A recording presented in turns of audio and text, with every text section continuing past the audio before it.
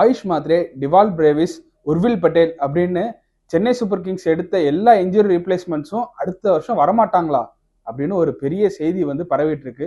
இது உண்மையா? இதுக்கு பின்னாடி இருக்கிற தகவல் என்ன அப்படிங்கிறத நம்ம இந்த வீடியோல முழுசா பார்க்க போறோம்.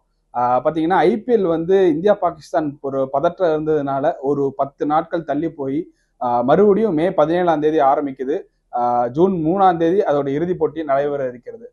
பார்த்தீங்கன்னா இந்த ஒரு அசாதாரணமான சூழல்ல ஒரு நிறைய வெளிநாட்டு வீரர்கள் வந்து ஐபிஎல் போட்டிக்கு வர முடியாத ஒரு சூழல் இப்போ வந்து ஏற்பட்டிருக்கு. பார்த்தீங்கன்னா வெஸ்ட் இண்டீஸ் இங்கிலாந்து ஓடி சீரிஸ் ஆரம்பிக்க போது, WTC ஃபைனல்ல ஒரு இடத்துல இருக்கு. இதனால இங்கிலாந்து வெஸ்ட் இண்டீஸ் மட்டும் இல்லாம தென்னாப்பிரிக்கா ஆஸ்திரேலியா அணிகளோட வீரர்களும் ஐபிஎல் போட்டியில பங்கேற்க முடியாத சூழ்நிலை ஏற்பட்டிருக்கு.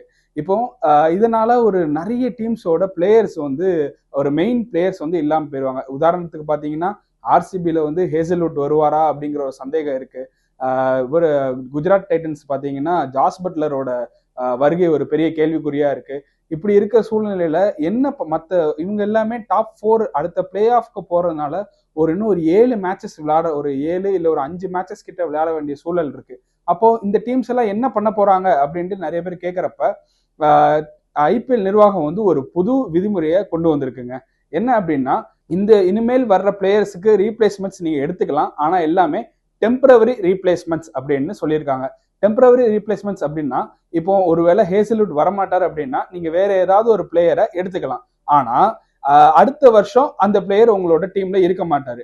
நீங்க அடுத்த வருஷம் அந்த பிளேயர் இப்போ ஹேசல்வுட்டுக்கு பதிலாக வந்து நீ இப்போ இந்தியால இருந்து ஒரு யார சொல்லலாம், ஏதாவது ஒரு பவுலர் எடுத்துக்கிறாங்கன்னு வச்சுக்கோங்க. அந்த பவுலர் வந்து அடுத்த வருஷம் உங்க டீம்ல இருக்க மாட்டாரு. உங்க டீம்ல ஹேசல்வுட் கண்டிப்பா இருப்பாரு. நீங்க அந்த பிளேயரை இப்போ எடுத்துக்கிற பவுலர் எடுக்கணும்னா மறுபடியும் அவர் மினி ஆக்ஷன்ல போய் தான் எடுக்க முடியும்.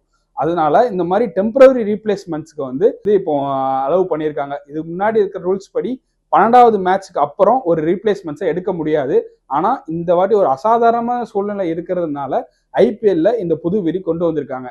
இதுல என்ன தகவல் பரவுதுன்னா, இன்ஜுரி ரீப்ளேஸ்மெண்ட்ஸ்ல வந்த உர்வில் பட்டேல், ஆயுஷ் மாத்ரே, அப்புறம் டிவால் பிரேவிஸ் எல்லாரும் அடுத்த சீசன் வரமாட்டாங்க அப்படிங்கிற ஒரு தகவல் பரவுது. ஆனா அது உண்மை இல்லை.